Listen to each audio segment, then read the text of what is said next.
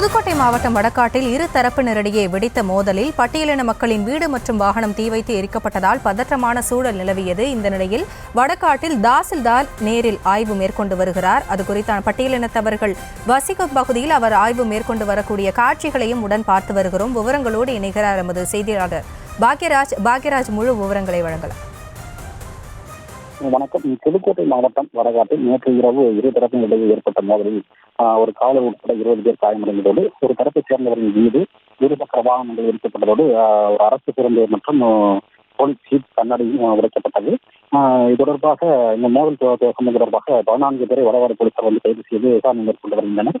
இதில் ஒரு தரப்பை சேர்ந்த 13 பேரும் மற்றொரு தரப்பை சேர்ந்த ஒருவரும் கைது செய்யப்பட்டு போலீசார் தரப்பில் தெரிவிக்கப்பட்டிருக்கிறது. இதன் தொடர்ச்சியாகவே வடகாடு கட்சியின் அரசு பேருந்து கண்ணாடிகள் உடைக்கப்பட்டதன் எதிரொலியாக வடகாடு வழியாக இயக்கப்படும் பேருந்துகள் நிறுத்தப்பட்டது.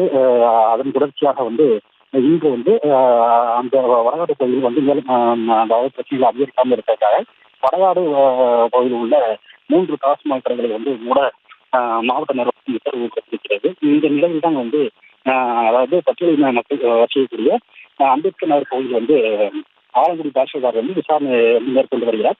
அங்கு என்னென்ன பாதிப்புகள் ஏற்பட்டுள்ளது, அங்கு என்னென்ன பாதிப்புகளை சந்தித்தார்கள், அதாவது என்னென்ன சேதம் அடைந்திருக்கிறது, அங்குள்ள அதாவது அடிப்பு நொறுக்கப்பட்ட கார்கள் மற்றும் வீடுகள், தீக்கிரையான வீடு மற்றும் பல்வேறு இடங்களை ஆய்வு மேற்கொண்டார்.